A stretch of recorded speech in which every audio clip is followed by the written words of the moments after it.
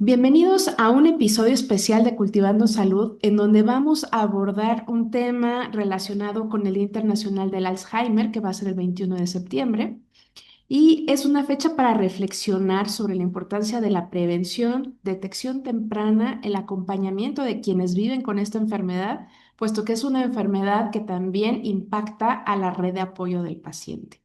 Para hablarnos de este tema, contamos con un invitado de gran trayectoria, el doctor Fabián Alejandro Chávez Lemus, especialista en medicina interna, subespecialista en geriatría por parte de la Universidad de Guadalajara, actualmente adscrito al Hospital General de Zona 27 del IMSS en la Ciudad de México y es profesor ayudante del posgrado de geriatría de la UNAM con práctica privada en el Hospital San Angelín del Valle. Pues doctor, es todo un honor tenerlo el día de hoy con nosotros. Y el contenido, como ya lo mencioné en la introducción, pues es importante, puesto que es una enfermedad que tiene un impacto no nada más en la vida del paciente, sino en la vida de toda la red de apoyo que tiene el paciente, ¿no? Entonces, para comenzar, doctor, ¿podría explicarnos qué es el Alzheimer y por qué es tan importante visibilizarlo en una fecha como esta que vamos a tener el 21 de septiembre? Claro que sí, muchas gracias por la invitación. Gracias, doctora Yolanda, un gusto saludarlos a todos. Sí, el Alzheimer es una enfermedad muy común en nuestro medio y desafortunadamente va a ser una enfermedad muy común en los siguientes años, ¿no? Debido principalmente a la expectativa de vida. Una expectativa de vida que va creciendo en nuestro país y en general en todo el mundo y que va a ir en aumento la incidencia de esta enfermedad. En general, el síndrome de Alzheimer o la enfermedad de Alzheimer, nosotros la conocemos como deterioro cognitivo y ese sería el término más correcto desde el punto de vista médico para hablar de una demencia. Demencia, vamos a ponerlo en un término un poco más coloquial, ¿no? Todavía se sigue utilizando, es válido seguirlo utilizando, pero si queremos hablar de forma correcta, estaremos hablando entonces de deterioro cognitivo. ¿Por qué le llamamos así? Bueno, de entrada hay que saber que las funciones cognitivas son las funciones que tienen todos nuestros cerebros, ¿no? Por mencionar algunas, las funciones de nuestro cerebro, funciones cognitivas son la memoria, obviamente, pero también está la atención, el juicio, el razonamiento, el cálculo, el lenguaje, las emociones, la conducta, el comportamiento, la orientación. Todas esas nosotros le llamamos funciones cognitivas. Y por eso cuando nosotros decimos que una persona tiene deterioro cognitivo, estamos queriendo decir que todas esas funciones que les acabo de mencionar se están empezando a deteriorar. Quizás unas antes que otras, unas más fuerte que otras, pero al final de cuentas, todas esas funciones al deteriorarse van a disminuir la capacidad de ser independiente de una persona y van a afectar obviamente en su capacidad para poder desenvolverse tanto dentro de casa como fuera de ella y van a perder independencia. Ok, doctor, y hay una creencia en donde muchas personas piensan que el Alzheimer es parte natural del envejecimiento. ¿Es esto cierto? ¿Y cuáles son los factores de riesgo y cómo podemos prevenirla? No es cierto que el Alzheimer sea parte natural del proceso de envejecimiento. En realidad, sí es parte natural del proceso de envejecer, es que nuestras funciones cerebrales sean un poco más lentas quizás, no sean tan rápidas como antes, ¿no? Sin embargo, esto no quiere decir que las tengamos que perder. Entonces, sí es importante decir que la pérdida de la memoria no es una evolución natural del envejecimiento. Siempre, en cualquier circunstancia, va a ser algo que amerita estudiarse porque probablemente sea el origen de problemas como el Alzheimer mismo, incluso de otros problemas diferentes al Alzheimer, que también cursan con alteraciones en la memoria, pero que son mucho más fáciles de tratar que el Alzheimer mismo. Hablar de demencia y Alzheimer es casi hablar de lo mismo, nada más que es como ser más específicos, porque en general el término genérico es demencia o deterioro cognitivo. Y cuando hablamos de Alzheimer solamente estamos hablando de un tipo de deterioro cognitivo, pero tienen que saber también que existen otros muchos más tipos, como la frontotemporal, la demencia asociada a cuerpos de Lewy, la demencia asociada al Parkinson, en general también la demencia vascular. Entonces, Alzheimer es solamente un tipo de demencia y demencia en general abarca muchas otras enfermedades. Ok, doctor. ¿Y cuáles son las primeras señales de alerta que deberíamos de tener presentes, tanto como familiares o incluso también como pacientes, para decir, necesito llevar a mi familiar o a lo mejor yo como paciente necesito ir al médico? ¿Hay alguna manera de empezar a identificar estos datos de alarma? Pues sí, en general hay muchas formas de que nosotros nos podemos dar cuenta en que nuestros familiares pudieran estar cursando con los inicios de este tipo de enfermedades, ¿no? La principal y quizás la que más hace que los pacientes, sobre todo no los pacientes, sino sean los familiares, los primeros que se preocupan por esto, es olvido a trastornos en la memoria, ¿no? Sobre todo en cosas que nosotros llamamos memoria episódica, aquellas donde dejé las llaves y andas buscando las llaves por todos lados, ¿no? Ojo, a todos nos ha sucedido, ¿eh? A eso Entonces, iba. que levante la mano, ¿quién no? En general a todos nos sucede, pero normalmente nos sucede en entornos en donde estamos un poco más estresados o donde tenemos muchas cosas en la cabeza y esas pequeñas olvidos se podría decir que son irrelevantes. Sin embargo, cuando esos olvidos empiezan a impactar en la vida diaria, es decir, ¿sabes qué?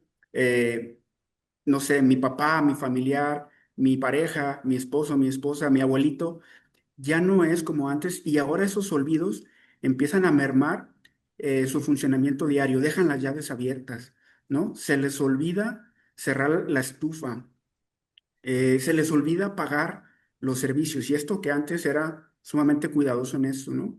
Entonces, cuando empiezan a estos síntomas que afectan la memoria, el juicio, la orientación, el lenguaje, el comportamiento, cuando empiezan a afectar la vida diaria, ¿sí? Tareas básicas como vestirse, como cocinar, como recordar eventos importantes, es quizás la principal síntoma por los cuales los familiares son los primeros que buscan ayuda, porque en realidad en las primeras etapas, el paciente que padece esta enfermedad, para él no existe, él niega todo, para él todo está normal, los que mienten son ellos, ¿no? Es el familiar o el cuidador principal el que se da cuenta de esos fallos y es el que lleva llevando al paciente a la consulta.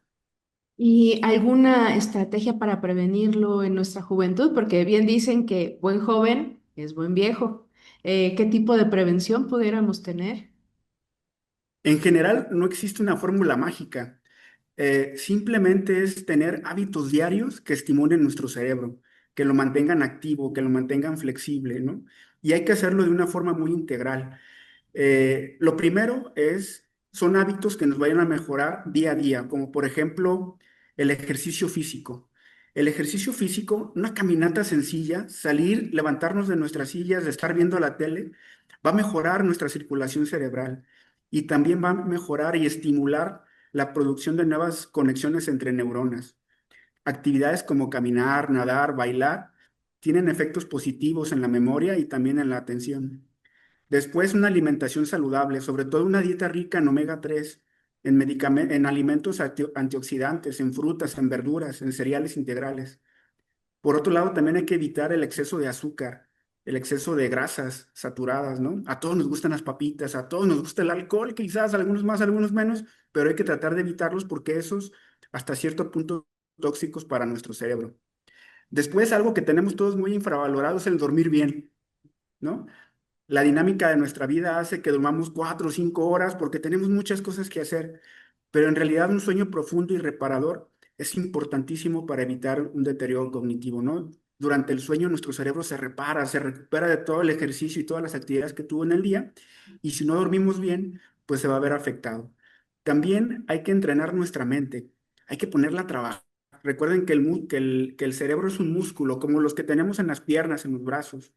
Y como todo músculo, si no se ejercita, se pierde. Entonces hay que tener actividades como el sudoku, el ajedrez, el rompecabezas, incluso para los que son un poco más tecnológicos, existen aplicaciones de entrenamiento cognitivo, ¿no? Entonces, el entrenar nuestra mente es importantísimo también para evitar el deterioro cognitivo. Otra cosa es socializar, ¿no? Buenísimo. Es importantísimo no perder e incluso aumentar nuestras redes sociales, ¿no? ¿Por qué? Porque cada vez que vemos a los amigos, que vemos a la familia, que vemos a los vecinos, estamos practicando nuestra empatía, nuestro lenguaje, nuestra memoria. Entonces, es importantísimo la socialización. Otro de los factores también muy importantes para evitar el deterioro cognitivo es gestionar el estrés. Todos vivimos estresados, ¿no? Algunos más, algunos menos, pero en general, también que levante la mano el que diga que no vive en estrés en este ritmo de vida actual. El estrés crónico va a afectar nuestra atención y va a afectar nuestra memoria. Prácticas como la meditación, las respiraciones profundas, caminar en la naturaleza van a ayudarnos a despejarnos un poquito del estrés. Y quizás una de las cosas también más importantes es la luz del sol, exponernos a la luz solar, salir de nuestras casas, de nuestros departamentos, principalmente asociados a deficiencias de vitamina D, que se fija mediante la luz del sol, son importantísimos para una buena salud cognitiva. Ok, oiga doctor, y una realidad es que pues esta enfermedad no afecta solamente al paciente. Estamos hablando que tiene un impacto en la red de apoyo, en la familia. ¿Qué recomendaciones daría a los cuidadores y a los seres queridos que tienen pacientes con estas características o que están empezando a ver este deterioro cognitivo en sus familiares? Primero, que informen bien, ¿no? Que se acerquen a médicos que están debidamente capacitados para hacer un diagnóstico adecuado. Y la información, el conocimiento de la enfermedad es importantísimo para después poder comprenderla. Si yo conozco bien la enfermedad, le doy sentido a todas las manifestaciones que está teniendo mi paciente, porque luego, repito, mucha gente asocia a la demencia o al deterioro cognitivo solamente con afectaciones en la memoria. Pero luego cuando aparecen los problemas en la conducta, cuando cambian y se vuelven agresivos, cuando de repente hacen su lenguaje ya no es adecuado, te dicen unas cosas por otras, como, como no son conscientes de que eso también forma parte de los síntomas de una demencia, se desesperan, se enojan, piensan que su familiar lo está haciendo a propósito. Y entonces ahí viene el choque entre el cuidador y el paciente. Los dos se desesperan porque ni uno entiende al otro, ni está en posibilidades de entenderlo porque no conoce la enfermedad. Entonces, una parte fundamental es que el familiar se empiece a capacitar sobre lo que implica el tener demencia. Y una vez capacitado, entonces, se va a llenar de herramientas necesarias, herramientas físicas, mentales, emocionales, espirituales, para poder acompañar en el transcurso de la enfermedad a su familiar, porque si no, realmente el cuidar y los que seguramente ya están cuidando a pacientes con demencia, no me dejarán mentir, es sumamente difícil. Llega a Es- romper familias, llega a romper lazos, pero principalmente es por desconocimiento de toda la amplia gama de síntomas que tiene una demencia. Entonces, conocimiento, doctora Yola, en general, conocer bien la enfermedad te da la capacidad para poder manejarla. Y sobre todo porque es un deterioro gradual que puede llegar a un límite en el cual pues se aísla completamente el paciente, ¿no? Y eso es lo más impactante tanto para el paciente como la familia. Y bueno, una situación que ahorita sí me puso a reflexionar, doctor, fue este tema de la socialización, la actividad física, lo importante que es, puesto que vimos en nuestra amada pandemia de COVID-19 que muchos de nuestros pacientes que ya estaban catalogados como adultos mayores, empezaron a tener un deterioro neurocognitivo más acelerado y fueron estos dos factores los que principalmente contribuyeron a este deterioro. Entonces, el tipo de actividades, integrarlos a la vida diaria, eso es muy importante. ¿A dónde pueden acudir de primera instancia que digan, a lo mejor hay alguna asociación civil, algún lugar que usted conozca que nos pueda recomendar para que las personas puedan tener acercamiento, aparte del consultorio del doctor Chávez? Evidentemente, incluso yo creo que el principal lugar es en su casa, ¿no? Pero a veces entendemos que, bueno, la red de apoyo no da para mucho, o a lo mejor los hijos están cada quien en sus ocupaciones, en su trabajo, y existen entonces áreas o lugares especiales en nuestra ciudad y seguramente en muchas de las ciudades donde llegue este podcast. Aquí, por ejemplo, en la Ciudad de México existen las unidades pilares que forman parte del gobierno de la ciudad, ¿no? En estas unidades que se llaman pilares hay grupos específicos de adultos mayores en donde empiezan a haber actividades recreativas, evidentemente sociales, académicas, culturales, que van a ayudar indudablemente a que el paciente sociabilice, ¿no? Después, como decía, existen instituciones también privadas en donde puedes tú llevar a tu familia como si fuera una escuelita, ¿no? Voy, lo dejo temprano, me voy a hacer mis actividades y lo recojo en la tarde.